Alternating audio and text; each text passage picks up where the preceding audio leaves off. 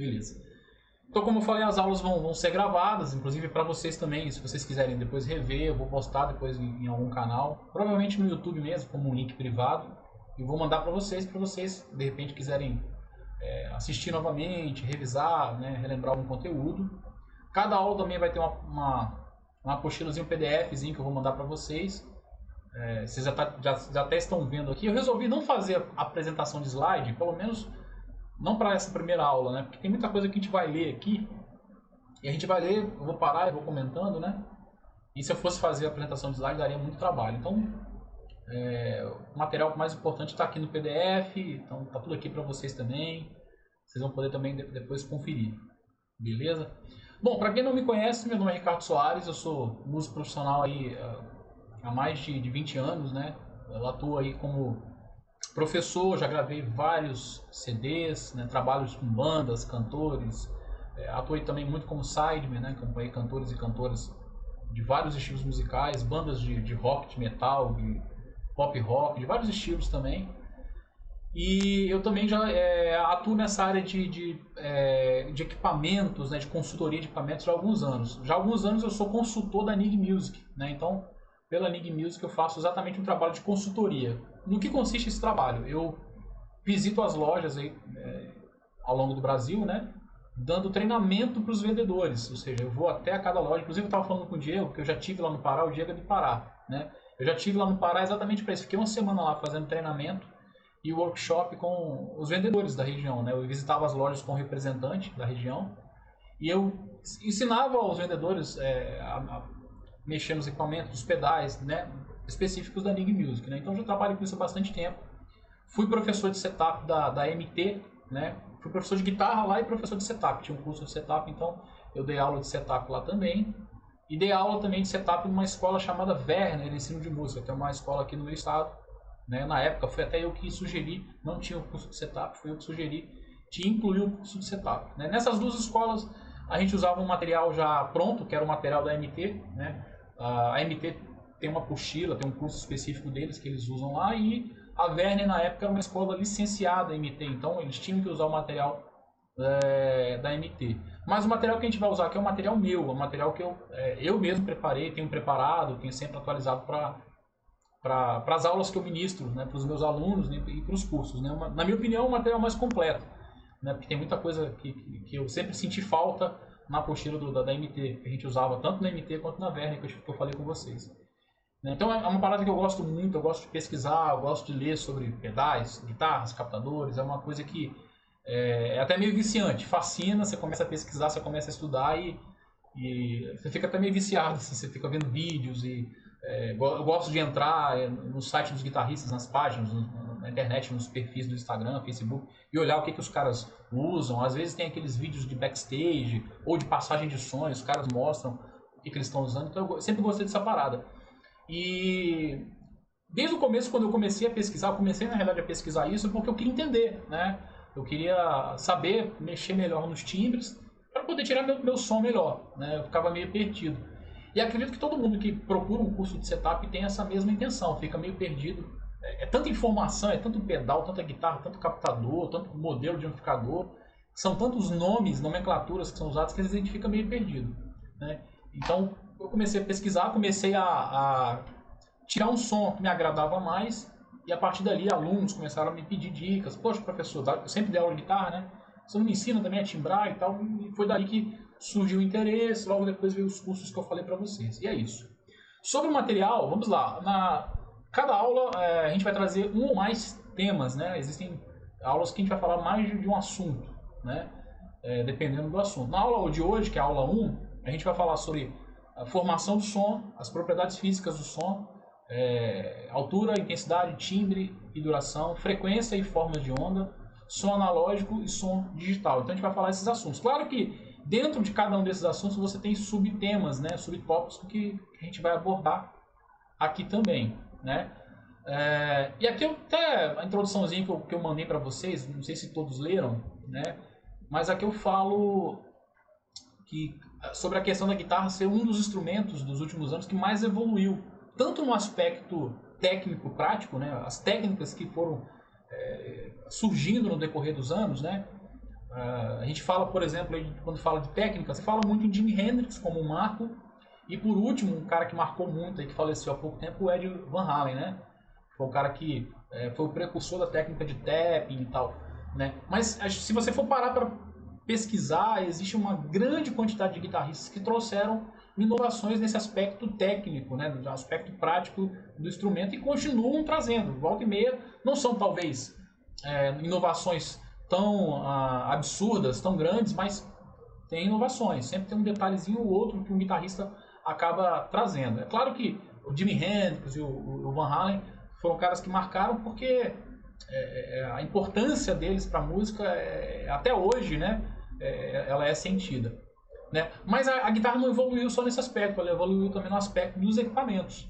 A guitarra é um instrumento relativamente novo, né, e desde que foi criado para cá, muita coisa foi surgindo e continua surgindo. Então os equipamentos têm evoluído cada vez mais. Então eu até coloquei, no decorrer dos anos, novos modelos de instrumentos, hardwares, componentes, pedais, pedaleiras e efeitos surgiram e continuam surgindo. Às vezes a galera fala, mas não tem mais o que inventar. Aí aparece algum tipo de equipamento que surpreende, né, a gente, né?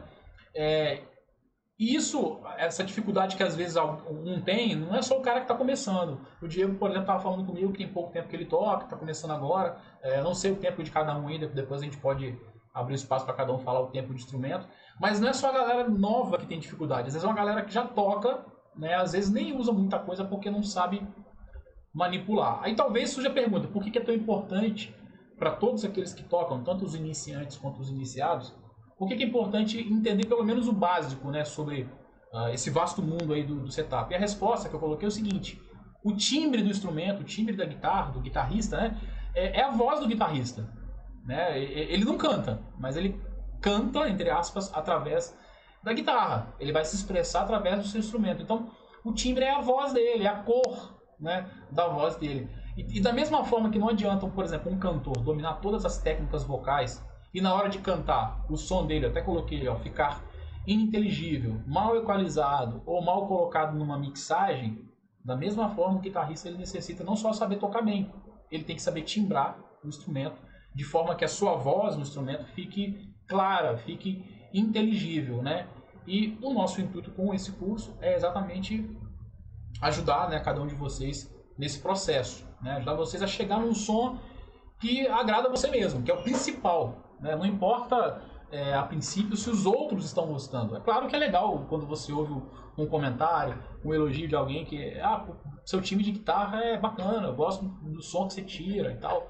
É bacana isso, mas nada adianta você ouvir elogio das pessoas se você mesmo não está satisfeito com o seu instrumento. Então é importante o guitarrista saber onde ele quer chegar. Mesmo que o cara vá usar poucas coisas. Esses dias eu estava conversando com um aluno, ele falou assim, professor, mas eu sou um cara mais simples nesse aspecto. Eu gosto só de um drivezinho, um delay, né, um wah e foi, pra mim tá bom. Né? Mas beleza, se você vai usar um set simples. Tem guitarristas que optam por usar um setup mais simples, mais econômico, né? Mas é importante até nesse setup você saber como que funciona as coisas para saber chegar no som que vai te agradar mais, no som que você quer, né? E aqui tem um conteúdo programático que eu já postei lá no grupo, mas eu já atualizei, porque eu estou atualizando sempre vem uma ideia, alguma coisa, então aqui está mais atualizado do que eu postei para vocês de início lá. Eu já falei dos 4 primeiros tópicos, né, que é o conteúdo da aula de hoje, formação do som, propriedades físicas do som, altura, intensidade, timbre, duração, frequência e forma de onda, que é o que a gente vai falar hoje. Aí a partir da aula que vem, eu não sei, vai depender do nosso tempo, mas a ideia é falar a breve história da guitarra. O que é uma breve? Não dá para falar de todos os detalhes, mas vou pegar pelo menos os pontos principais da guitarra para vocês entenderem como que a coisa aconteceu, né, até chegar no dia de hoje. A construção da guitarra, aí vamos falar de hardwares, captadores, cordas, palhetas, cabos, conexões e vai embora. Amplificadores, por exemplo, os modelos híbridos, transistorizados, valvulados, qual a diferença de um para o outro. Aí os efeitos, você tem várias classes, né, várias categorias. Você tem os efeitos de filtro, de saturação, modulação, repetição e ambiência, efeitos de dinâmica, efeitos de expressão, pedais de loop, AB, ABY box, são tipos de pedais, e controladores, depois explicar nessa aula sobre o que é isso, pedais de boutique e handmade, alimentação, vou falar aí sobre fontes, modelos, que é uma coisa que a galera confunde muito. 9 volts, 18 volts, 12 volts, miliamperagem, são tantas nomenclaturas, termos que tem que às vezes a galera fica perdida, né? Qual a melhor fonte? Eu tenho que comprar uma fonte corrente contínua, corrente alternada e por aí vai. Dicas de conexão para você montar o seu pedalboard, saber como conectar, né? Talvez você não saiba, mas não é simplesmente você comprou 10 pedais e você ligar cada um do jeito que você quer. Não que exista uma regra, né? Porque os pedais são seus, né? Então você liga do jeito que você quiser, obviamente, mas existe aquilo que funciona melhor, ou aquilo que é mais usado, né? Aquilo que na prática você vai encontrar a maior parte dos guitarristas utilizando. Algumas coisas vai variar muito de acordo com o gosto, por exemplo. Só um exemplo, o pedal de wah-wah. Eu ligo ele antes na cadeia ou no final, eu ligo antes da distorção ou depois. Alguns vão usar depois, mas a maioria usa antes. Aí você vai entender o que acontece, por exemplo, quando você usa o wah-wah antes da distorção e quando você usa o wah-wah depois da distorção. E por aí vai. Então, só para vocês terem uma ideia, como que essas dicas de conexões vão te ajudar a montar e a extrair o melhor som do seu equipamento, né? Multi-efeitos, a gente vai falar sobre pedaleiras, multi-efeitos digitais, tanto a nível de equipamentos de pedaleiras mesmo, né? Boss, Zoom, né? Que a galera já conhece aí, quanto multi-efeitos para softwares de computador que você já tem ali, por exemplo. Eu uso bastante para dar aula, para fazer lives, o Guitar Rig, né? Eu gosto bastante do Guitar Rig. Eu gravei um disco inteiro de uma banda que eu toquei chamada Worship. Eu gravei ele inteiro usando o Amplitude. Então é bacana também você conseguir timbrar tudo no computador, né? Ricardo, dá para levar isso para o palco? Dá para levar isso para o ao vivo? Dá também. A gente vai falar sobre isso aí, né? Vamos falar sobre simuladores, emuladores, amplificadores digitais. Vamos falar sobre Send Return. Não sei se você já ouviu falar, ou FX Loop, né? Que é um recurso que tem em muitos amplificadores, né? Vamos falar sobre bypass, true bypass e buffer, que é algo que se fala muito dos pedais. Esse pedal aqui é true bypass, não, esse aqui é bypass natural, esse aqui é buffer, o que é isso? O que isso vai influenciar no som? E vamos falar um pouquinho de microfones dinâmicos e condensadores. Aí talvez você pergunte, poxa, mas eu sou guitarrista, para que eu preciso saber o que é um microfone dinâmico e um microfone condensador? Pelo menos o básico você tem que saber. Por quê? Porque a sua guitarra vai ser microfonada em algum momento ou outro. Tanto para gravação, quanto para, às vezes, em shows, ao vivo. Então, é interessante que você saiba pelo menos o básico, né?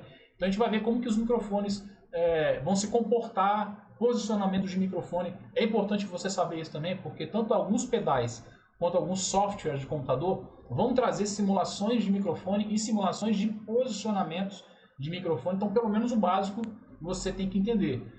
Você pode falar, mas eu não quero ser um produtor, não quero entender de tudo. Não, mas o básico, você tem que saber o que é um microfone dinâmico, a questão do posicionamento dele na frente do falante, o que vai mudar no timbre, o condensador, quando usar um, quando usar outro, quando usar os dois, né? Então nessa aula a gente vai falar um pouquinho sobre isso também, né? E essa grade pode ser que a gente altere no decorrer das aulas aí, porque às vezes eu lendo, pesquisando, acho uma coisa que eu acho interessante adicionar na aula e a gente vai colocando, beleza?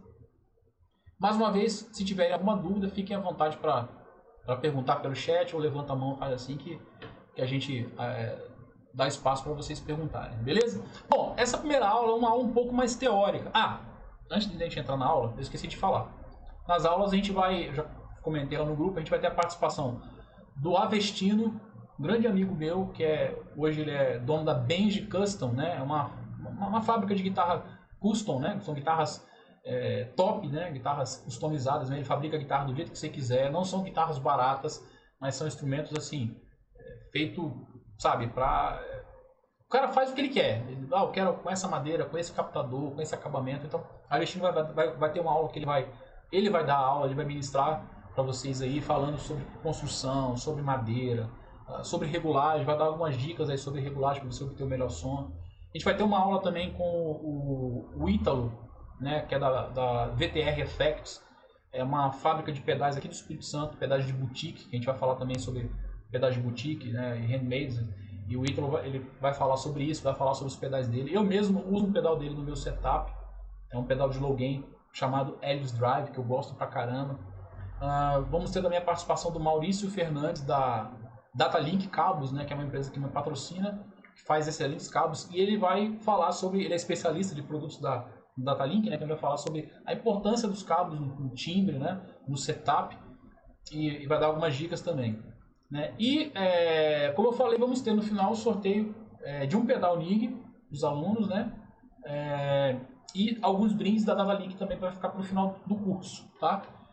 Então vamos lá, sobre a aula de hoje.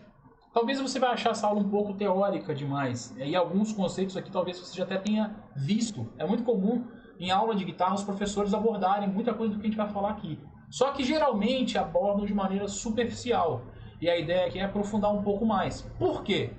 Porque isso vai influenciar totalmente na questão da manipulação dos efeitos.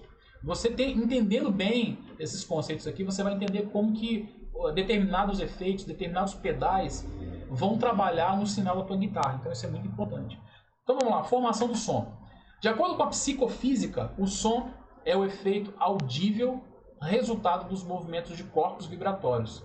Qualquer corpo, elemento ou objeto que vibre emite som. Porém, como isso acontece? Então, de acordo com a psicofísica, que é uma área da ciência que estuda essa questão da geração dos sons, da propagação dos sons, né? Essa parte da acústica, né? Qualquer corpo que vibre, ele vai emitir som, né? Mas como que isso acontece? Porque é simplório falar isso, né? Então, para exemplificar, eu usei aqui como parâmetro a própria corda do nosso instrumento, a guitarra, né? Ó, a corda da guitarra é um corpo elástico. Vocês sabem disso, que a corda ela é elástica. Tanto que, com o tempo, ela vai perdendo essa elasticidade e por isso que ela vai perdendo o timbre e vai perdendo a afinação. Que é igual uma borracha, aquela borrachinha que você usa para prender dinheiro. Você vai puxando, ela vai ficando meio relaxada. A corda acontece a mesma coisa. Quando ela está nova, ela está com a sua tensão no nível total, né? Então, ela tem mais brilho, ela tem um som mais, como é que eu diria, com mais presença, né? E uma maior sustentação na afinação. Com o tempo, você vai perdendo, você vai afinando, você vai esticando a corda vai perdendo a elasticidade e o som dela vai ficando mais opaco por conta da elasticidade. Então, ela é um corpo elástico, né? Nós vamos chamar o seu ponto de repouso, ou seja, quando a corda está estática, parada, de A. Quando ela é tangida, ou seja, quando ela é tocada com a palheta ou com os dedos, então ela sai desse ponto inicial A, ela se movimenta até o ponto B, tentando logo após voltar ao seu ponto de repouso A. Então A é o ponto central, parada. Aí você tem B e C. Então você tocou a corda, o que ela vai fazer? Ela vai vibrar rápida e muitas vezes, né, repetidas vezes, né, porque você tocou, por ela ser elástica, ela vai até o B, depois vai até o C e vai tentar voltar até o A e vai fazendo isso até diminuir a vibração dela e parar novamente. Eu tenho um instrumento aqui atrás, mas não vou fazer porque você já toca e você sabe que é isso que acontece. Tá? Você tocou a corda, ela vai vibrar até ela parar novamente. Então esse movimento que se repete várias vezes até a corda, como eu falei, vai diminuindo aos poucos a tensão inicial e vai parar novamente no ponto A, que é o ponto central aqui, ok? O movimento completo de vai e vem de um corpo é denominado vibração. Então, quando você faz isso, a corda está vibrando. Simples de entender. Quando um corpo vibra, gera movimentações no ar. E essa movimentação é transmitida às moléculas de ar. As moléculas de ar, captam essas vibrações como ondas que são enviadas aos nossos ouvidos, fazendo os tímpanos vibrarem, gerando impulsos elétricos. Esses impulsos elétricos levam mensagens até o cérebro através do nervo auditivo. E essas mensagens são interpretadas como som, de acordo com a figura acima. Então, eu coloquei a figura, depois vocês vão olhar lá no PDF. Eu acho interessante até vocês lerem novamente o conteúdo para fixar melhor, né? Mas aqui está uma representação do nosso aparelho auditivo. Então, o som ele entra pelo canal auditivo, né? Aqui é a orelha, e ele passa pelo canal, ele vai até o tímpano. Eu estou falando de maneira mais resumida, mais simples aqui, tá? O tímpano ele vai vibrar e, resumidamente falando, ele vai mandar impulsos aqui para o nervo auditivo, que é essa parte aqui, ó. E o nervo auditivo vai mandar mensagens para o cérebro e o cérebro finalmente vai traduzir tudo aquilo como um som, tá? Então esse é o processo de geração do som. Você tocou uma corda, a corda vibrou. Ela vai movimentar no violão, né, as camadas de ar, que a gente não está vendo aqui, tá? Essa movimentação da camada de ar vai até o nosso ouvido, passa pelo canal auditivo, vai impulsionar lá o tímpano manda uma mensagem, um código, um sinal para o nervo auditivo, que manda isso para o cérebro, e o cérebro vai traduzir aquilo ali como um som, como uma nota musical. tá? Esse é o processo de maneira resumida. É assim que acontece a geração de um som. Talvez você nunca tenha ouvido falar isso, mas é dessa forma que funcionam as coisas. Então, continuando aí, ó, as ondas sonoras são chamadas de senoides devido à sua forma, né? Por que eu estou falando de onda sonora? Porque quando você movimenta a camada de ar, ele gera ondas. O efeito é muito similar a quando você pega uma pedrinha e taca na água. Você já deve ter feito isso num lago, quando você tem uma água parada, se você tacar uma pedrinha, o que vai fazer? Vai gerar aquelas ondas na água, né? A água não sai do lugar, mas gera umas ondinhas, né? Faz assim. O efeito é exatamente esse. Então, quando você gera essa movimentação no ar, você não consegue ver isso a olho nu, existem aparelhos que você consegue perceber isso, mas é isso que acontece. E vai gerar essas ondas. Se você estivesse olhando a água de lado, você veria ondas fazendo assim, ó, né? Então, essas ondas são chamadas de senoide por causa da sua forma, né? Para que uma onda senoidal seja produzida, só é necessário um meio de propagação, que no caso é o ar, né? E dois movimentos, o movimento de compressão e descompressão, né? Eles é que provocam a senoide, de acordo com a representação abaixo. Então essa figura aqui mostra, quando você movimenta a camada de ar, que gera o som, como a gente já explicou anteriormente, você vai gerar uma onda, que é isso aqui, ó. Tipo um S, né? Um S de lado aqui, ó, tá? Para cima você tem mais amplitude, para baixo você tem menos amplitude, o que é chamado de decompressão e compressão. E de forma longitudinal você tem o tempo de produção do som daquela onda. Então isso aqui é uma senoide, né? Que é produzido toda vez que você gera um som. Qualquer som gera uma senoide. Uma observação interessante aqui é que o som ele é propagado de diversas formas. A gente está falando só sobre como o som é propagado através do ar, porque é o que nos interessa.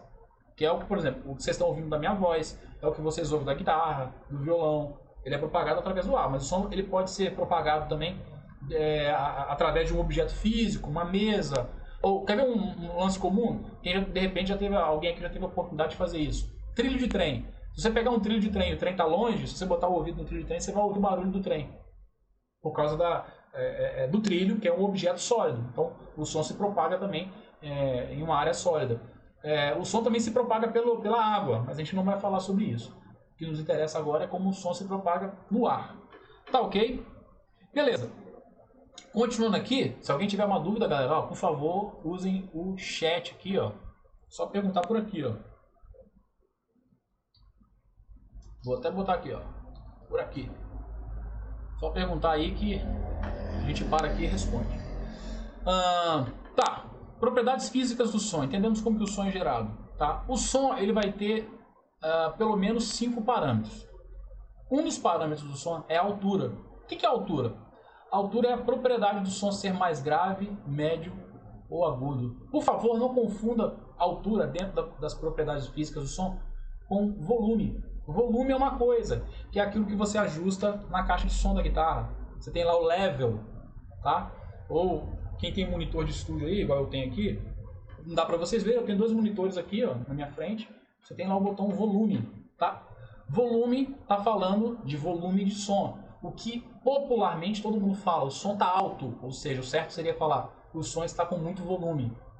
O som está com volume alto ou volume baixo, aí sim. Mas a galera geralmente fala, o som está alto, né? A altura dentro das propriedades físicas do som se refere à propriedade do som ser grave, médio ou agudo. O que é o grave, médio ou agudo? O grave é aquele som que geralmente a gente costuma dizer, né, de forma popular, de forma simplória, a gente fala o som mais grosso. Por exemplo, o som do contrabaixo, né? O som da voz masculina, né? E por aí vai. O som médio é um som intermediário, que ele não é grave e ele nem é agudo. E o som agudo é um som mais fino, né? O som de um violino, por exemplo, é um som mais agudo, é um som mais fino. O som da voz de uma mulher é mais agudo do que o som da voz de um homem, né? Só para vocês se situarem do que é grave, médio e o agudo. Então, a altura está relacionada com a frequência. O que é a frequência? Nada mais é do que a quantidade de ondas que é gerado por um sinal, tá? Ondas mais rápidas, tá? Elas vão produzir sons mais agudos. Ondas mais lentas vão produzir sons mais graves. Isso é importante de você observar. Então, toda vez que você tem uma nota mais grave, você tem uma frequência mais lenta, tá? Toda vez que você tem uma nota mais aguda, você tem uma frequência mais rápida. Talvez vocês já viram um vídeo que circula aí pela internet, onde alguém pegou com o celular e filmou um violão de dentro para fora. Aí ele toca e as cordas vibram, né? Quem já viu, coloca no chat aí que viu, só para ter certeza. Qualquer coisa eu mando o link para vocês se vocês não viram. E no YouTube tem vários vídeos, né? Algumas pessoas fazem isso. Então, o Miguel colocou que já viu. Quando você olha esse vídeo, você percebe de maneira muito clara isso que eu estou falando. Você vai perceber que as cordas mais graves do violão, Mi, Lá e Ré, as cordas mais grossas, né, elas vão vibrar mais lentamente. Enquanto as cordas mais agudas, elas vibram às vezes tão rapidinho, quando o cara bate a mizinha, por exemplo, que quase não dá para ver, tão rapidinho que ela vibra, né? Então, sons agudos vai vibrar mais rápido, a onda vai ser mais rápida, você vai ter um número de ciclo maior por segundo, que a gente vai falar daqui a pouquinho o que é. Enquanto notas mais graves, você vai ter ondas mais lentas, tá? É assim que funciona, tá? Então, o movimento completo de uma onda é chamado de ciclo. O que é isso, né? A gente vai explicar exatamente o que é isso agora. Ó. O ciclo ele é medido considerando o seu ponto de partida até o momento em que a onda começa novamente. Então, lembra que eu falei que a senoide ela é como um S? Ela faz isso e depois volta. Você tem a compressão e a decompressão. Quando você pega o S, reparem minha mão aqui, ó, e você junta essa parte de baixo, você formou o quê? Um ciclo. Tá? Então, o ciclo ele começa aqui no ponto de partida da onda de compressão, vai até a onda de decompressão e finaliza aqui. Ele finaliza quando começa de novo a onda novamente. Então, quando eu digo, por exemplo, 10 ciclos por segundo, significa que ele completou esse S aqui 10 vezes. Se eu digo 5 ciclos por segundo, significa que ele fez 5 S's, tá? S, entre aspas ali, por segundo. Então é assim que se mede.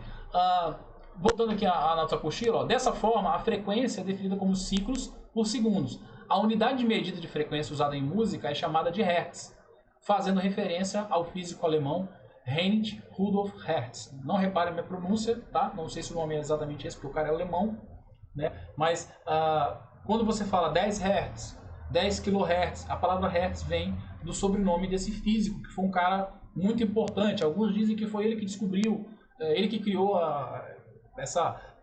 ele que descobriu nessa questão do ciclo, das ondas. Outros dizem que não foi ele, mas que ele foi um dos precursores no estudo, enfim. Mas é por causa dele que vem o nome Hertz. Então, quando eu digo 10 Hertz, eu estou dizendo nada mais, nada menos do que 10 ciclos por segundo. É a mesma coisa. Você já deve ter ouvido falar que a quinta corda do violão, ela é Lá 440 Hz, que é uma informação que é muito propagada. Na realidade, ali não é 440 Hz. 440 Hz mesmo é o Lá, claro, mas é o Lá da primeira corda na quinta casa. Quando você pega a mizinha, na quinta casa você vai ter o 440 Hz, é um Lá. Esse Lá da quinta corda, ele está uma oitava abaixo. Então você pega 440 Hz e divide no meio, você vai ter 220 Hz. Então, 220 ciclos por segundo. No decorrer da aula de hoje, a gente vai detalhar melhor como que isso funciona. Mas voltando aqui, ó, sendo assim, a frequência em Hertz é o número de ciclos por segundo que uma onda sonora se repete. E quanto mais ciclos por segundos, mais agudo será o som. Quanto menos ciclos por segundo, mais grave. Veja ao lado a representação gráfica de uma onda de frequência de 3 Hz e a outra de 10 Hz. Na figura aqui, não sei se dá para vocês verem, né? Quem está vendo do celular aí, talvez fique pequenininho. Eu até indico que quem está vendo do celular, coloque o celular de lado, né? Não na vertical, na horizontal, porque assim fica a tela um pouco maior. Quem está vendo do computador, dá para ver melhor. Mas depois vocês vão ter a apostila, vocês vão poder dar um zoom e pegar melhor. Mas eu acho que dá para ver aqui, ó. Aqui embaixo, não sei se dá para acompanhar com o meu mouse aí, ó. Você tem, ó, 1 segundo. Então você tem 1 segundo barra 3 ciclos. Então repara que em 1 segundo aqui a onda tá, ó, 1, 2, 3, tá? Em 1 segundo eu tenho 3 ciclos por segundo. Ou seja, a onda foi e voltou 3 vezes. Embaixo eu tenho a representação de 10 Hz ou 10 ciclos, tá vendo? Se você contar aqui, vai dar 1, 2, 3, 4, 5, 6, 7, 8, 9, 10. Daqui para cá eu passo, porque daqui até aqui é 1 segundo. Tá? Então quando vocês ouvirem isso, 10 Hz, 3 Hz, 5 Hz, está se referindo exatamente à quantidade de ciclos por segundo que uma onda completa, ok? Aí você pode perguntar assim, Ricardo, mas para que esse monte de informação, cara? Por que eu tenho que aprender isso tudo? Ó, a compreensão disso, tá faltando um D aqui, depois eu vou corrigir, é de suma importância para entendermos como se dá o funcionamento dos equalizadores, que basicamente se dividem em dois modelos, gráfico e paramétrico.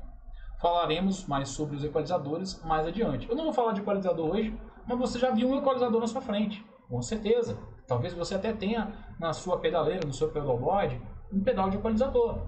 Aquele da bozinho lá, surradinho, que a galera usa, né?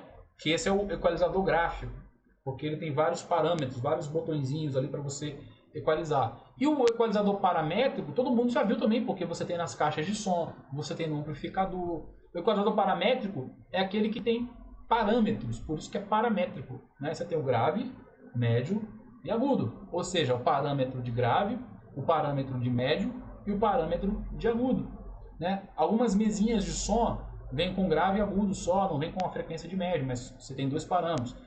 O meu monitor aqui que eu tenho, que é da Behringer, ele tem grave e agudo também, né? É muito comum. Então, o paramétrico é aquele equalizador que tem 2 ou 3 parâmetros. E o gráfico é aquele que tem vários botõezinhos. Igual o equalizador em pedal da Boss, por exemplo, né? Igual aqueles equalizadores de rack que a gente vê às vezes em estúdio de gravação, em igrejas, né? Você tem lá aquele equalizador grande, tá? Ele é um equalizador gráfico, ele tem vários botõezinhos ali, subdivisões, né? Não tem só grave, médio, agudo, ele tem as frequências intermediárias. Então dá para você fazer um ajuste fino ali na equalização, tá? E para você operar bem um equalizador, é importante você entender como que funciona essa questão das frequências, hertz, né? Ciclos, porque tudo vai funcionar de acordo com aquilo ali. Então vamos lá, voltando aqui, mais uma vez, se tiverem alguma dúvida, pode perguntar no chat aí, ó.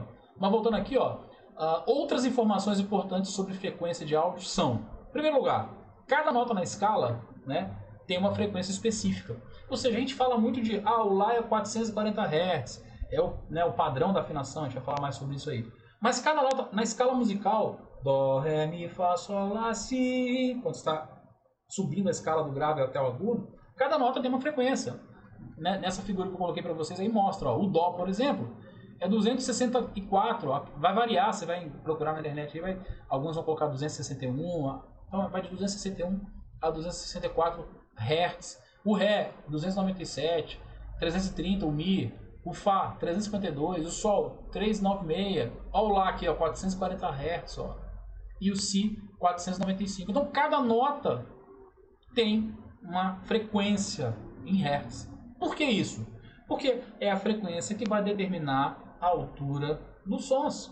É a frequência que determina se o som é grave, médio ou agudo. É a frequência que vai determinar a altura da nota, a altura do som, né? Então quando eu falo Lá 440 Hz, eu estou dizendo que para um som ele emitir a nota Lá, ele tem que ter essa vibração, ele tem que gerar essa vibração lá nas camadas de ar, lembra? 440 vezes em 1 segundo, tá? No caso do Lá, né? Do Lá 440 Hz para ser esse som do Lá aí. E se for pro Dó, 264 vezes. E por aí vai. Claro, isso dependendo da oitava que você está trabalhando, mas eu vou falar mais disso um pouquinho mais para frente. No caso das cordas da guitarra, por exemplo, ó, as cordas têm as seguintes frequências. A sexta corda, por exemplo, eu tenho 82,407 Hz. Arredondando aqui, 82 Hz. A quinta corda Lá, eu vou ter 110 Hz. Que o pessoal costuma falar que é... Lembra que eu corrigi lá? 440 não é. Né? É 110 Hz. A quarta corda Ré, você vai ter 146,832. Arredondando 147.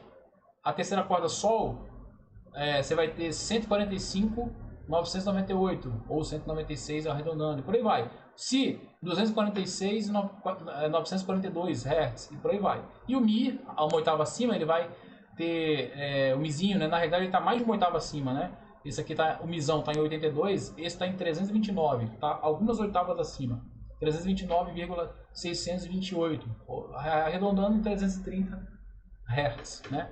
Então é importante saber isso, que você tem as frequências para cada corda solta também, né? A frequência usada como padrão para afinação é a da nota Lá, né? Na quarta oitava, que é o Lá 4, né? ou Lá 440 Hz. Ricardo, o que significa isso? Essa frequência padrão ela é usada para que nós possamos afinar os instrumentos para tocar junto, uma banda. Imagina se você não tivesse, né, um padrão de afinação. Todo mundo ia afinar do jeito que queria, do jeito que quisesse. Na hora que fosse tocar junto, a gente não ia conseguir. Como é que uma banda toca junto?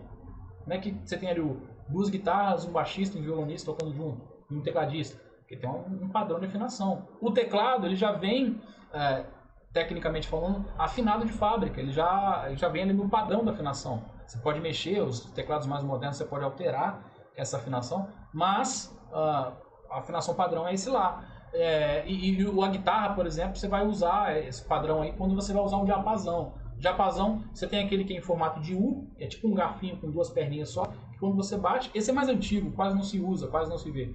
Quando você bate, ele vai dar uma vibração, né, um barulhinho, mais ou menos isso que é a frequência da quinta corda, o harmônico da quinta corda na quinta casa.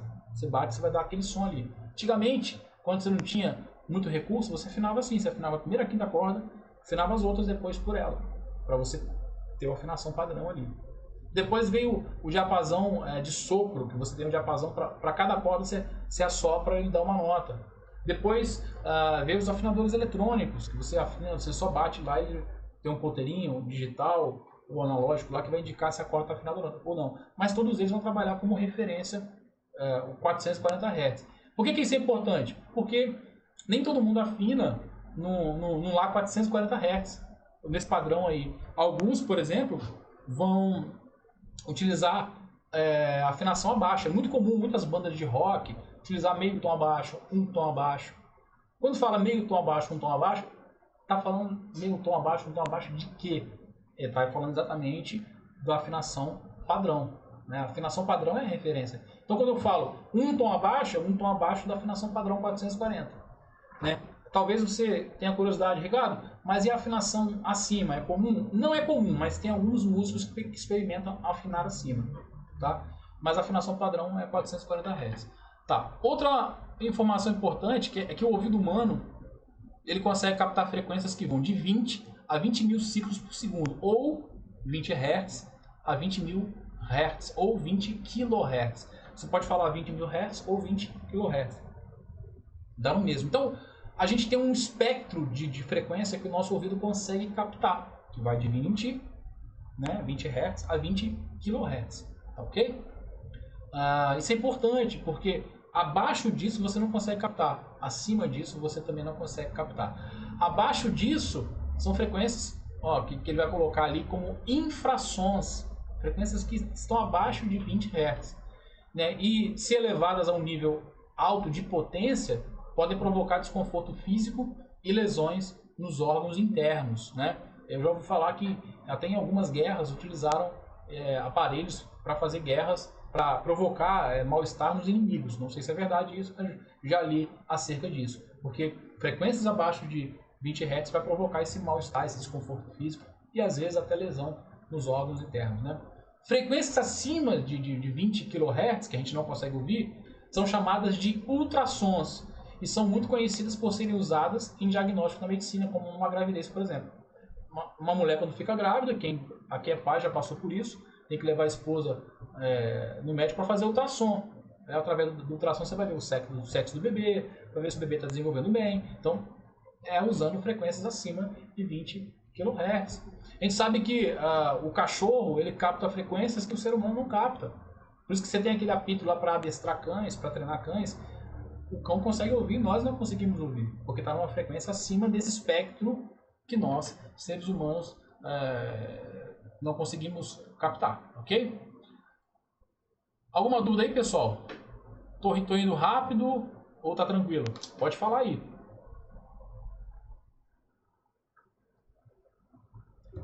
Pode escrever, tá de boa. Então beleza, se tiver alguma dúvida pode falar. Tá, geralmente é muito comum representar a onda, a senoide, daquela forma arredondada, né? Que é a primeira figura ali. Só que além da onda senoidal, existem outros tipos de onda. Você vai ter, inclusive, por exemplo, a onda quadrada, né? Como está mostrando ali ela com a cor verde. Tá? Você vai ter também a onda triangular, né? que ela tem um formato de triângulo. Você vai ter também a onda dente de serra, que parece um dente de uma serra, de um serrote, alguma coisa assim, né? Lembra isso aí.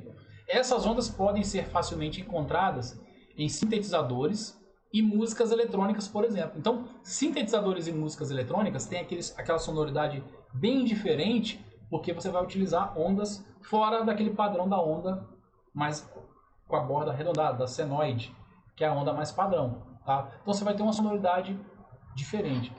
Isso é muito importante, lembrar que tem ondas, né, com formatos diferentes. O Miguel colocou uma pergunta aqui, ó, Ricardo, sei o que é grave, médio e agudo, mas não consigo identificar na hora de equalizar. Se está faltando ou sobrando determinado parâmetro, vai ser abordado mais para frente? Sim. A gente vai ter uma aula que a gente vai falar sobre isso, vai ser uma aula mais prática mesmo, aí a gente vai comentar sobre isso, eu vou mostrar para vocês, tá? Aí só guardar um tempo que a gente vai chegar nessa parte aí. Na realidade a gente vai fazer isso com vários efeitos, né? Eu vou mostrar para vocês na prática, tocando overdrive, distortion, fuzz, reverb, delay, chorus, flanger, phase, wah-wah, por aí vai, né? Então, vocês vão perceber também, pessoal, hoje é a primeira aula. Vocês vão perceber que no decorrer das aulas, o ouvido de vocês vai ficando com a percepção mais aguçada. Ouvir também é uma prática, também é um treinamento, tá? Até como treinamento eu indico vocês ouvirem música, não só daquela maneira, porque você pode ouvir música de várias maneiras. A maneira mais comum é a música como uma diversão, como um passatempo. Você está arrumando o quarto, está dando uma faxina na casa, você bota o som lá, você não está nem prestando atenção.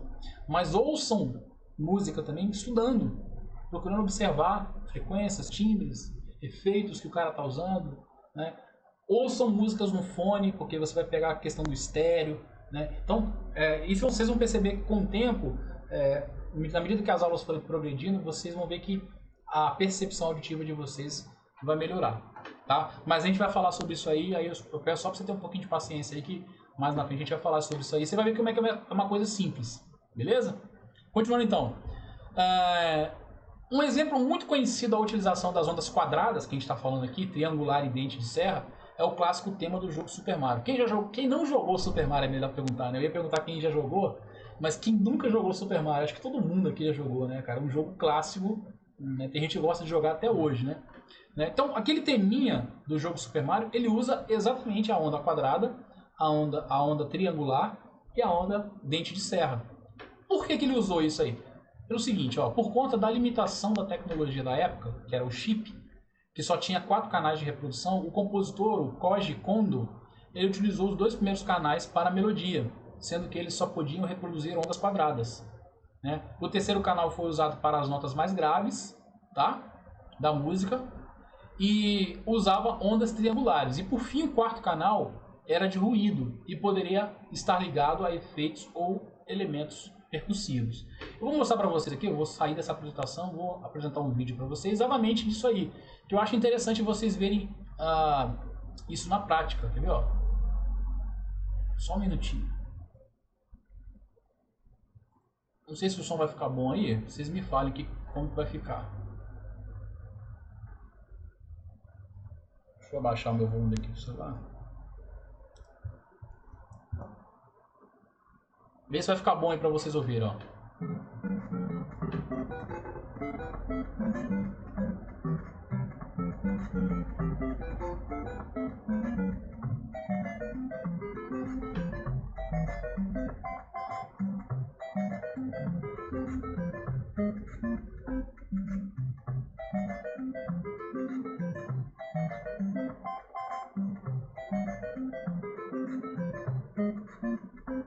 Tá dando eco, né?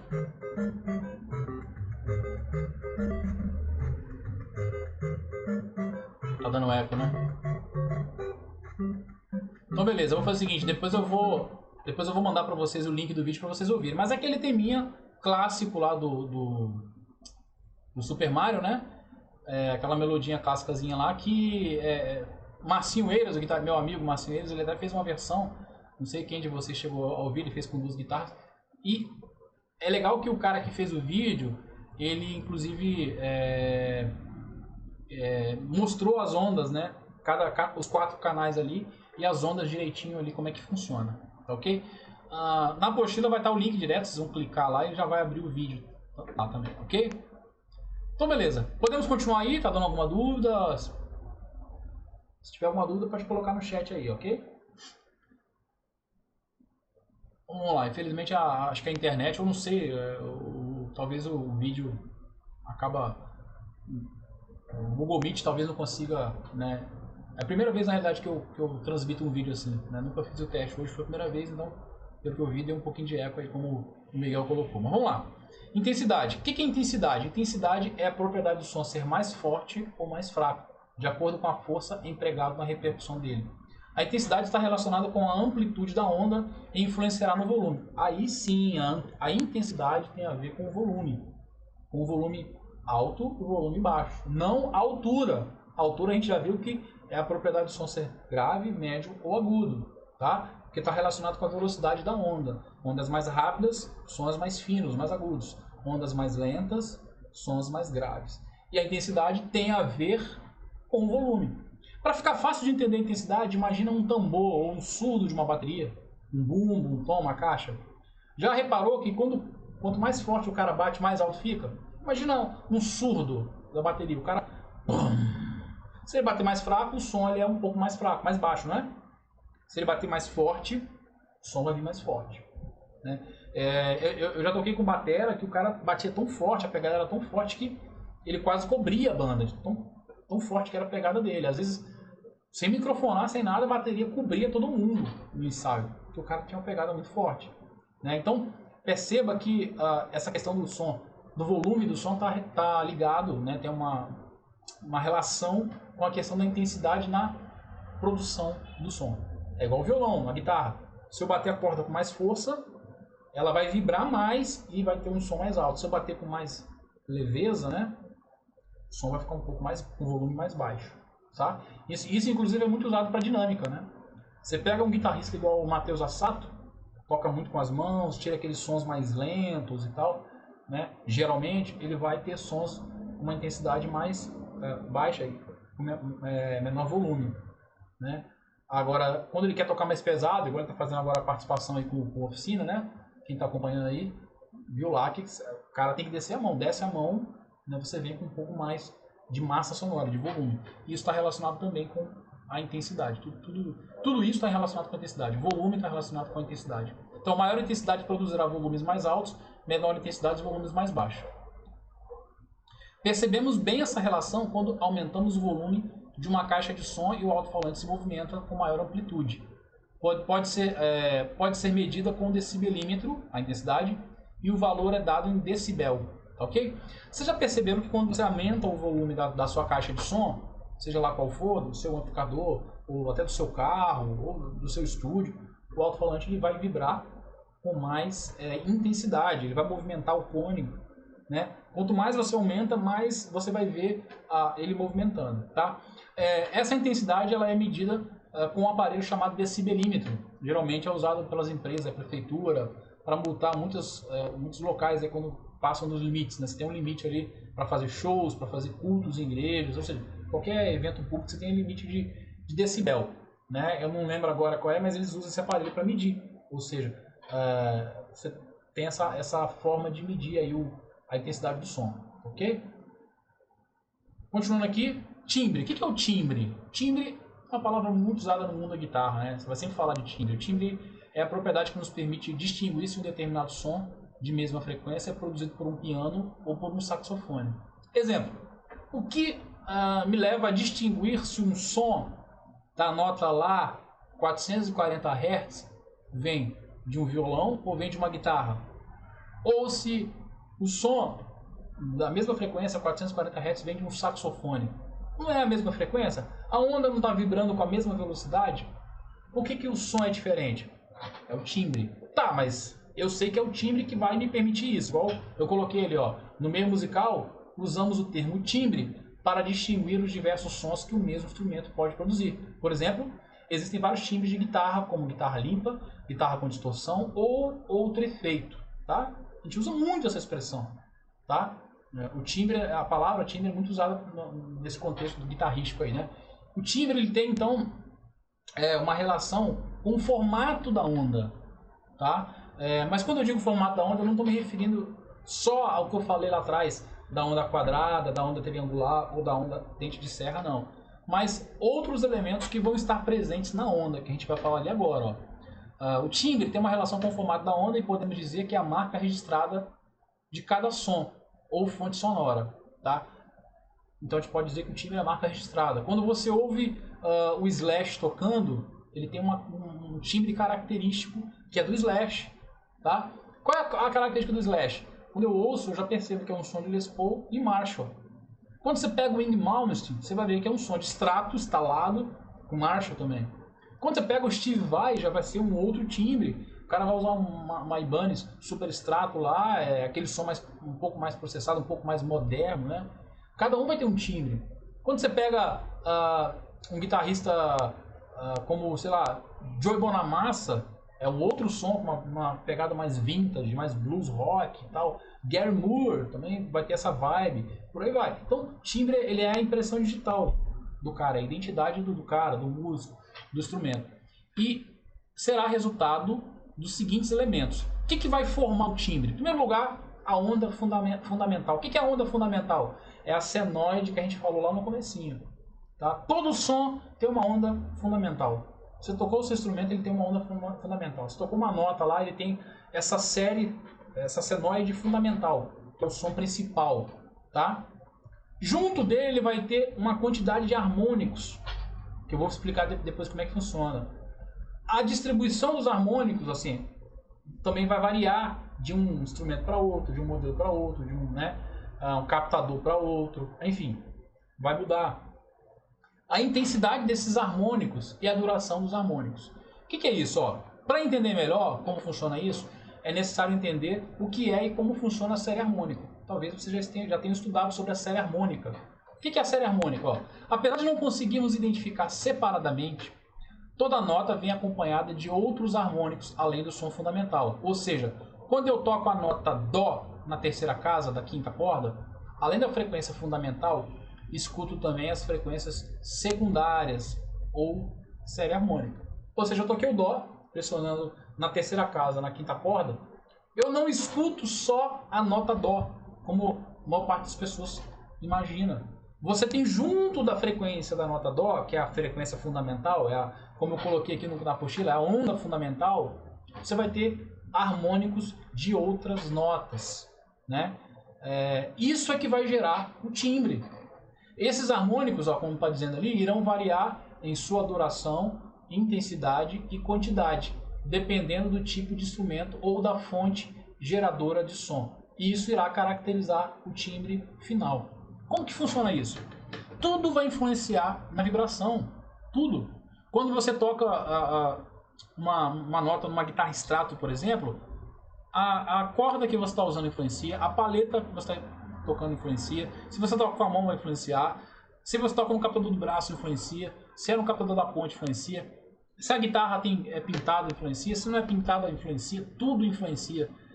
Se você está usando uma corda mais velha, uma corda mais nova vai influenciar, tudo isso vai influenciar na cor do som. Por isso que às vezes você pega o mesmo instrumento, de mesmo modelo, da mesma marca, e eles soam diferentes. Né? Você pega às vezes uma guitarra, uma Fender Stratocaster, que foi fabricada no mesmo ano, o mesmo modelo, mesma cor, mesmo captador, mas soam diferentes, porque às vezes a madeira de uma não é a mesma madeira da outra. Tá? Então tudo isso vai influenciar na série harmônica, vai influenciar em como o instrumento vai vibrar. A ponte vai influenciar, o captador, a pestana, se a pestana dela, o nut, né? Ele é de osso, de plástico, de metal. Né?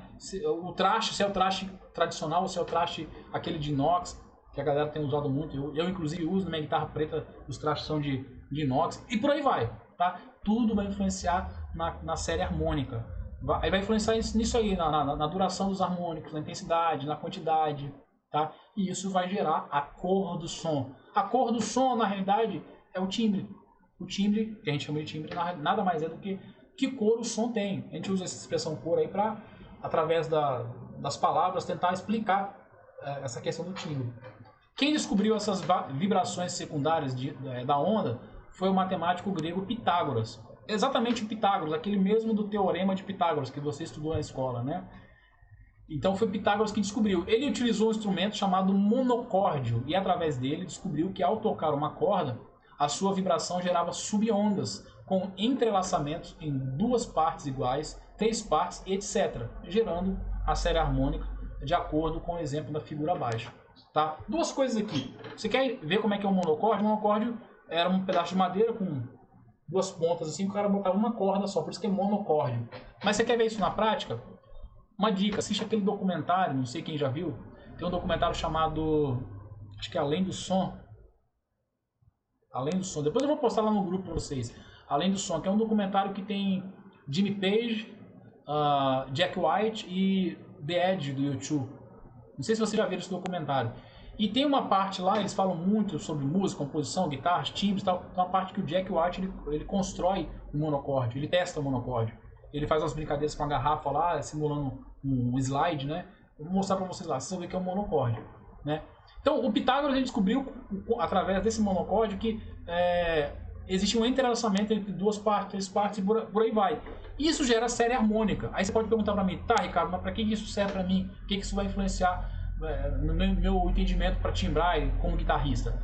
Para timbrar, vai mostrar para você que os harmônicos vão influenciar no timbre. Às vezes tem determinados efeitos que vão filtrar determinados harmônicos.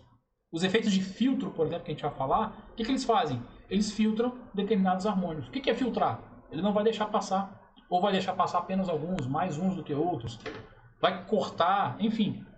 Então, alguns efeitos vão aumentar a quantidade de harmônicos. Por exemplo, a distorção ela aumenta a quantidade de harmônicos, né, do timbre, por isso que fica mais forte. Então, isso tudo tem a ver com a série harmônica. Aqui embaixo, eu tenho a representação de uma série harmônica da nota Dó. Começando aqui, ó. Eu pegando esse Dó aqui, esse segundo Dó, C4 aqui, ó. Esse aqui é o Dó da quinta corda na terceira casa, ó. Tá? Quando você toca esse Dó, esquece as notas que estão para trás aqui, pega só daqui para frente. Quando você toca esse Dó, você não percebe, mas você vai ouvir junto dele o Mi, o Sol, esse Si bemol. Você ouve o Dó, o Ré, o Mi, o Fá sustenido, o Sol sustenido, o Si bemol. Já na quinta oitava aqui, ó, o Si e o Dó, e vai embora. Vai depender do instrumento, né, e da série harmônica que aquele instrumento tem, que algumas vão produzir uma série harmônica maior, outros vão produzir uma série harmônica menor, né? É daqui também que vai vir a questão dos intervalos. Quando você estuda na música lá, a tônica, terça, quinta, que formam uma tríade, tônica, terça, quinta e sétima, que formam uma tétrade, a nona, a 11ª, a 13ª, vem daqui, ó, vem da série harmônica. Então, por isso que é importante, isso aqui influencia em tudo. Não é uma parada, uma informação física que você estuda e não vai te servir para nada. Vai te servir para manipular os efeitos, para você entender como é que funciona um pouco a parte teórica também. Então, dessa forma, podemos dizer que o timbre é a impressão digital de cada fonte sonora, de acordo com o exemplo abaixo. Essa figura aqui é bem legal, ó, porque aqui você percebe, eu tenho uma foto de um diapasão, e a onda do diapasão, por ser uma onda mais pura, por não ter tantos harmônicos, porque ele é um corpo só de metal, com 2 hastes só, não tem muita influência de outros fatores do timbre, a onda dele é mais pura. Aí eu tenho uma clarineta aqui, ó. Eu já tenho uma onda um pouco de dente aqui na ponta, tá vendo? Ó? Um pouquinho diferente. A voz, ó, como é que é diferente? Eu tenho um pouco de dente mais na parte de decompressão aqui, tá vendo? Ó? E o violão, ó, mais equilibrado. E por aí vai. Então cada instrumento, cada fonte sonora, a voz ou equipamento que você use, qualquer fonte sonora que seja, vai gerar um tipo de onda diferente que vai caracterizar timbre. Tá? Então, timbre, de forma resumida, é a qualidade do som emitido. Nós já estamos acabando já, pessoal. Ó, duração. Como o próprio termo sugere, a duração não precisa nem explicar muito. Se refere ao tempo de produção do som.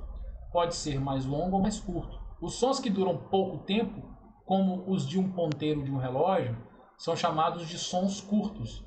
Os sons de uma sirene de uma ambulância são chamados de sons longos. Isso aqui é interessante.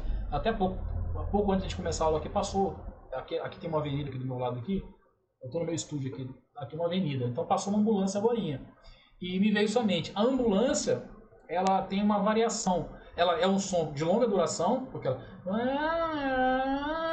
faz aquelas curvas, então ela tem uma variação na velocidade da onda, né? Então isso é interessante também. Né? Então a duração se refere então a quanto tempo demora entre o momento que o som é gerado até o momento que o som para, né? O som acaba. Tá? tá? Aí eu dei o exemplo do ponteiro de um relógio. O ponteiro de relógio, quando você ouve o ponteiro do relógio lá, se tiver um relógio aí de parede, você consegue ouvir melhor. Se pegar um relógio de ponteiro e botar no ouvido, você consegue perceber o barulhinho do ponteiro, que é um som curto, tá? E o som mais longo, eu dei o exemplo da sirene. Mas quando você analisa uma melodia de um solo de guitarra ou de uma música cantada, você vai perceber que tanto o solo da guitarra quanto a música cantada vai contar com várias notas com durações diferentes, tá?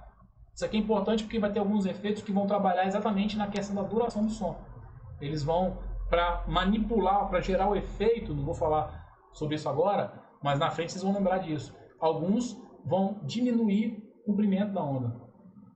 Automaticamente vai alterar a duração.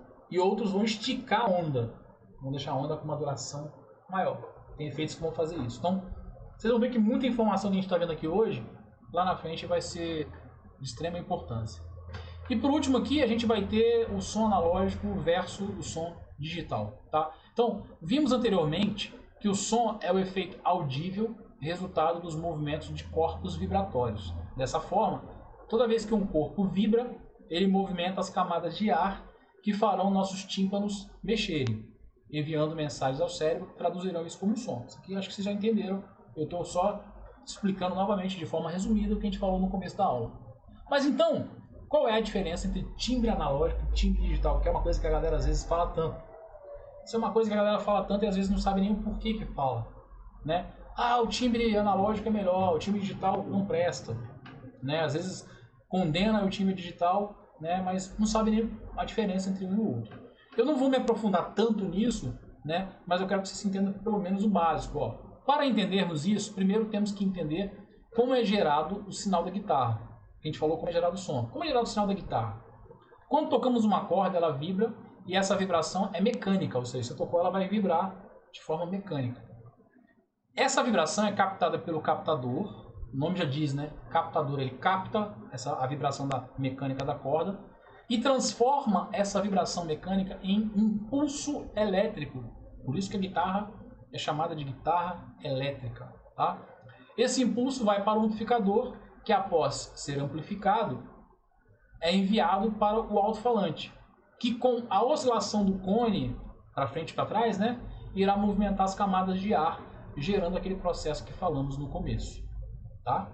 Então, de forma resumida, porque mais na frente, quando eu for falar de captador, quando eu for falar de amplificador, quando eu for falar de alto-falante, eu vou voltar nisso aqui, a gente vai falar mais disso, é assim que é um som de uma guitarra gerado, né? O som que você ouve da guitarra, na realidade, ele é mais o som que sai do captador e vai para o amplificador, e do amplificador sai do alto-falante.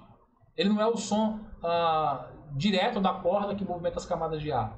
Tanto que a guitarra, quando está desligada, ela tem um som baixinho, né? Então, o captador capta a vibração mecânica da corda, transforma em impulso elétrico, esse impulso elétrico sai pelo cabo, vai até o amplificador amplifica, equaliza, faz o que tiver que fazer ali e manda esse impulso elétrico para o alto-falante. O alto-falante ele vai agora movimentando o cone dele para frente e para trás, vai movimentar as camadas de ar que vão enviar aquele processo que a gente já falou no começo da aula, vão enviar o sinal para os nossos ouvidos, tal, vai para o tímpano e depois para o cérebro reconhece, traduz aquilo como som. Essa é a forma analógica de processar o sinal, ou seja, é um processo análogo, analógico, né? Não há conversão, né? Ele não converte o som, ele mantém o sinal elétrico análogo ao original.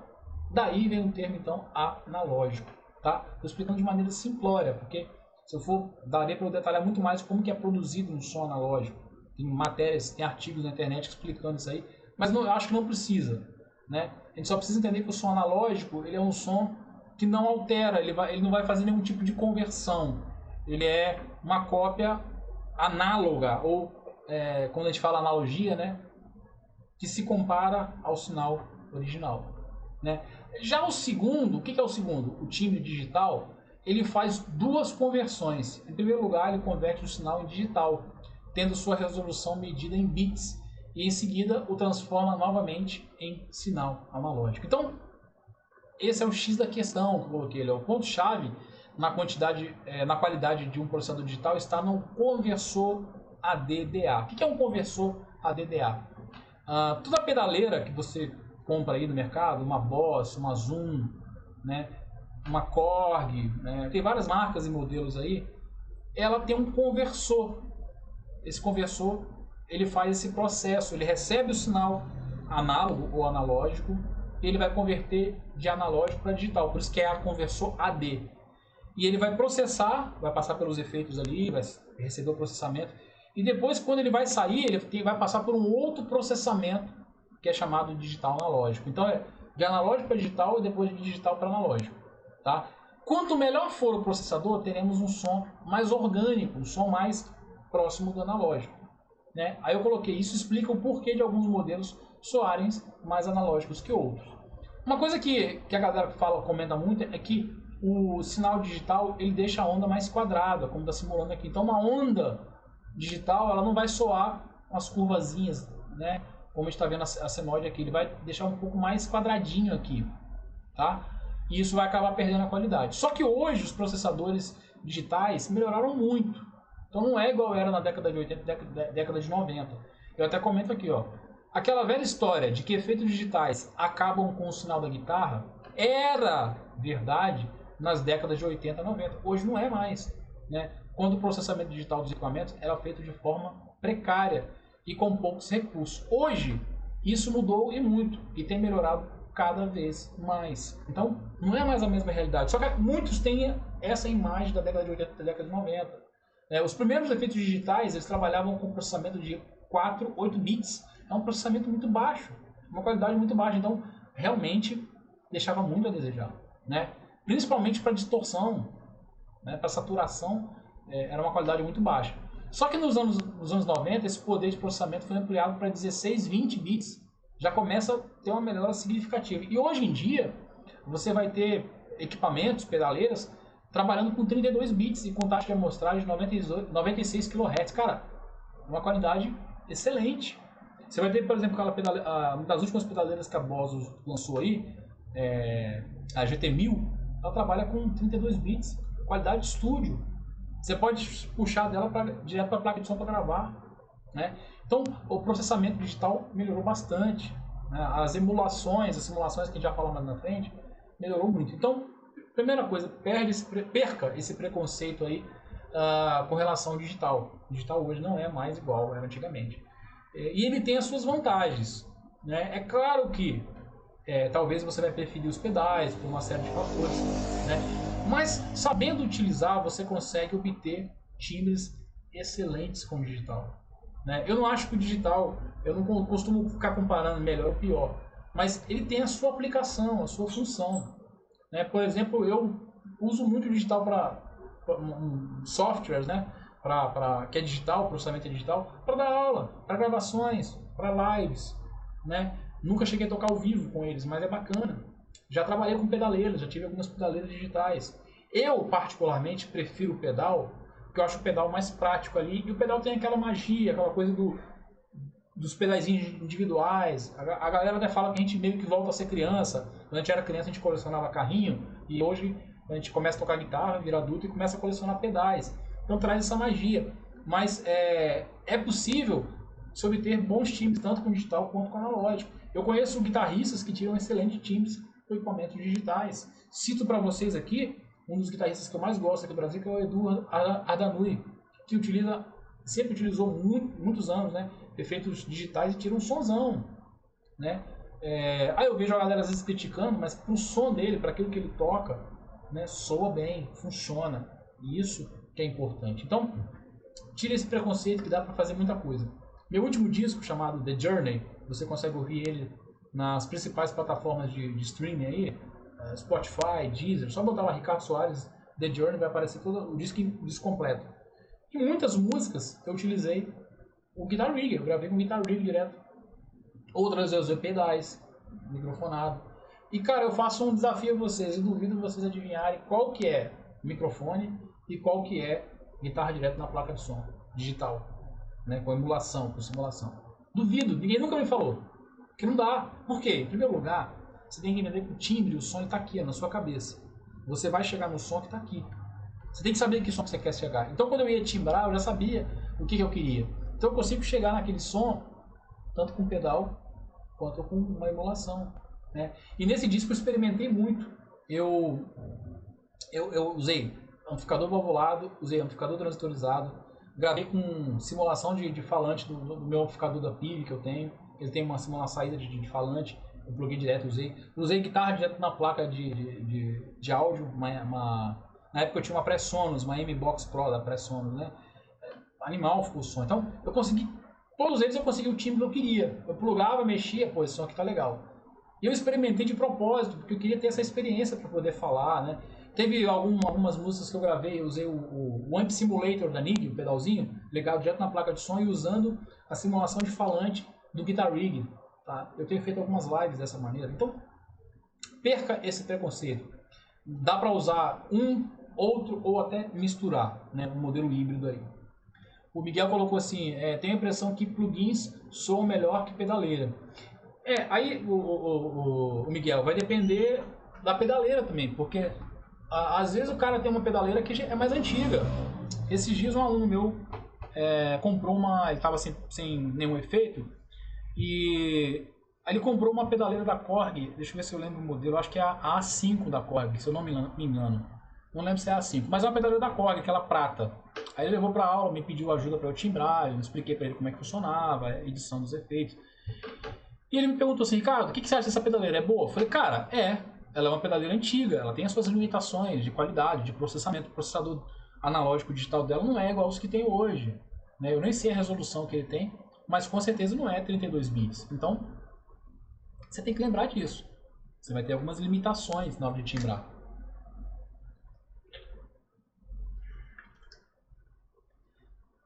E se você não exigir muito dela, você vai conseguir tirar bons sons, bons timbres, respeitando isso.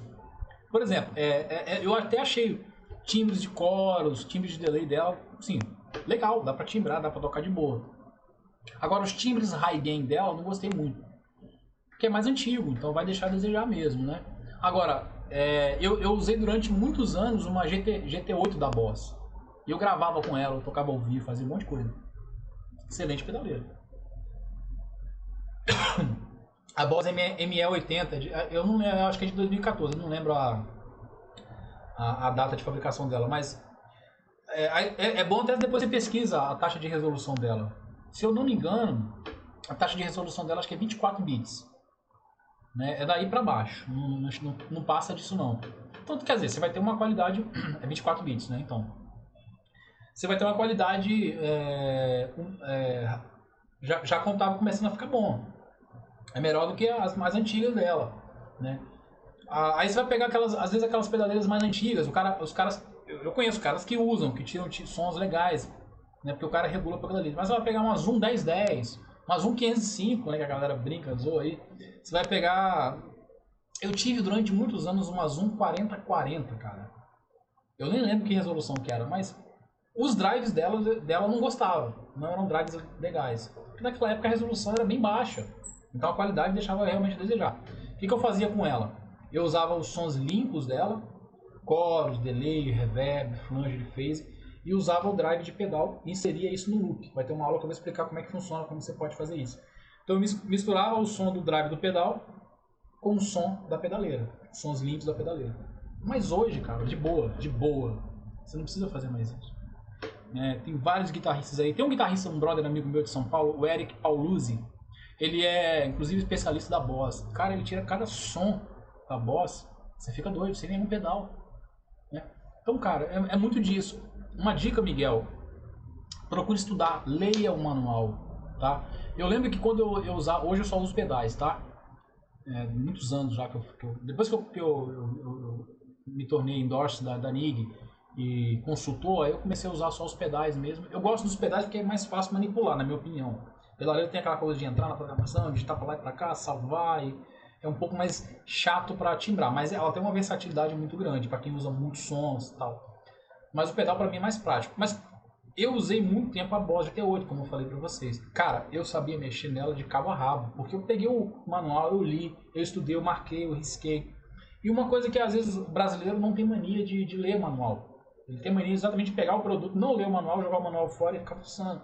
Aí você não consegue descobrir todos os recursos que o equipamento te dá. né? Então isso é importante, leia o manual, pesquise, veja as possibilidades e trabalhe dentro do que você tem. Se o seu equipamento é limitado, entenda isso e trabalha, vai até onde ele vai, até onde ele pode te dar, tá? Mas não tenha um preconceito. Hoje, como eu falei, você tem taxas de amostragem de alguns equipamentos aí de 96 kHz com 32 bits, né? Então, uma qualidade excelente. Galera, é isso. Estamos chegando aqui, então, ó, 9h23 agora. O material de hoje é esse.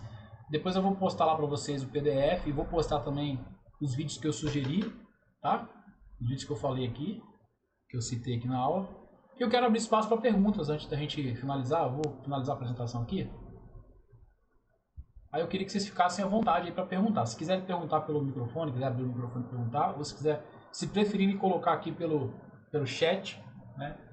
Queria que vocês falassem aí também o que vocês acharam da aula, se, né, se deu para esclarecer, né, alguma dúvida, se vocês pegaram coisas que vocês não sabiam, coloca pra gente aí pra gente ficar sabendo. E se tiver alguma dúvida também, fica à vontade aí. É isso então, o microfone tá aberto para vocês aí. Tá dando pra ouvir meu microfone? Fala de novo aí. Tá dando pra ouvir? Agora tá, agora tá. Tá. Eu tinha uma outra dúvida sobre pedaleira digital, que eu ouvi alguém em algum vídeo, né, falando isso. Por exemplo, no caso de simulações de preamp, usando no retorno do amplificador. Até na mesa de som também. Que não era muito legal você usar várias simulações diferentes. Por exemplo, usar uma simulação de um Fender, de um Marshall e de um Mesa Bug. Porque na hora o técnico da edição podia confundir, porque, por exemplo, um Mesa Bug é muito mais grave do que um Fender, por exemplo. Ficaria meio que aquela bagunça. Tem disso mesmo ou se equalizar direitinho? Se você for usar a pedaleira ligada no return de um amplificador, né? Isso. Cara, não tem isso não. Você vai ter que timbrar, né? Porque quando você usa o return, o que acontece? Talvez a galera que não saca muito não vai entender o que a gente está falando. Vai ter uma aula que eu vou falar disso aí. Quando você usa o return, você vai timbrar no equipamento e não no amplificador. O amplificador ali, no painel dele de equalização, não vai atuar em nada. Você vai usar só o Power Amp, que é um amplificador de potência, né? Você vai timbrar mesmo, seu pré passa a ser a pedaleira, né? Então, se você vai timbrar nele, não tem problema algum. Ainda mais quando você usa a pedaleira como pré, que você tem a oportunidade de timbrar e salvar as programações, né?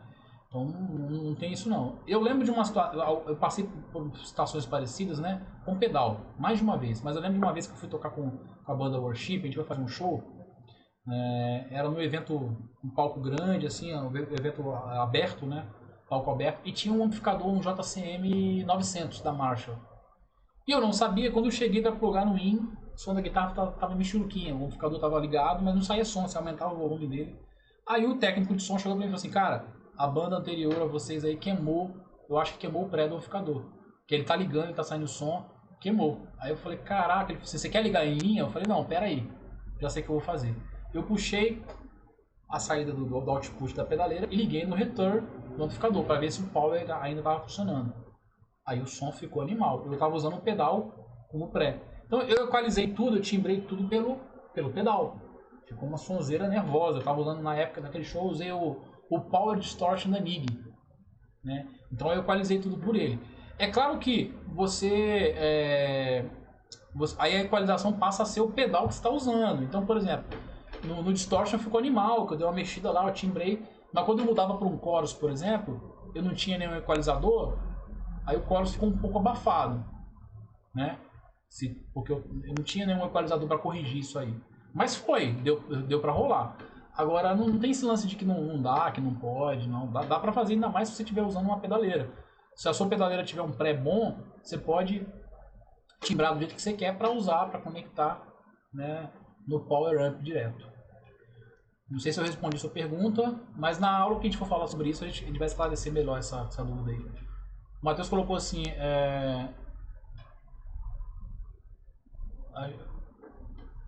me ajudou muito a relembrar algumas coisas que eu já tinha visto e aprender outras. Gostei muito da aula. Legal, Matheus. O Johnny colocou, eu uso uma Boss ME80, ela tem umas modulações boas, porém deixa a desejar, pra mim, a distortion que eu não gosto. Aí eu uso o pedal distortion separado, interfere alguma coisa, você acha no som por ser analógico digital? Eu sempre usei assim. Não. Se você consegue misturar bem, timbrar bem, misturar bem, não. Essa coisa de que não tem uma galera que fala, né? Tem até umas frases de efeito que a galera fala assim, analógico e digital é igual água e óleo, não se mistura. Bobeira, velho. Já usei tanto analógico misturado com digital. Você tem que saber extrair o melhor de cada equipamento, de acordo com o que ele te dá de possibilidade ali. Então isso é balela. Dá pra usar de boa assim, né? Se você usar a MA80, porque eu lembro, ela não tem loop, né? Então, você vai ter um pouquinho mais de trabalho, que você vai ter que ficar ligando e desligando o pedal de saturação externo que você está usando. Se você conseguir uma pedaleira que tem loop, você pode deixar o pedal ligado direto no loop. Você não precisa ficar pisando, ligando e desligando ele. Aí, na programação que você fizer, ele já manda o sinal para o pedal, né? E quando você não tiver programado para mandar o sinal para o pedal, ele não manda, né? Mas o pedal fica lá ligado direto. É uma forma legal. Mas dá para misturar de boa, não tem problema algum, né? Agora, fuça, cara. Mexe no timbre lá, vai... De repente, né, a gente vai falar sobre isso, vai ter umas aulas práticas aí, a gente vai, acredito que vai ajudar vocês a timbrar melhor. Vocês vão ficar surpresos até com os equipamentos que vocês já têm. Beleza? Bom, galera, 9h30 agora, não sei se tem mais alguma pergunta. Se não tiver, a gente vai finalizar por aqui, né, e na próxima semana a gente volta aí nesse mesmo horário, né, falando um pouquinho sobre os outros temas aqui, sobre a história da guitarra. Tem alguma dúvida? Senão a gente já vai encerrar. Tá de boa? Ótimo, Ricardo. Valeu.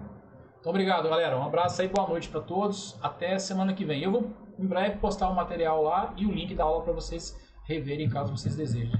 Ok? Um abraço. Boa noite. Valeu. Obrigado. Boa noite.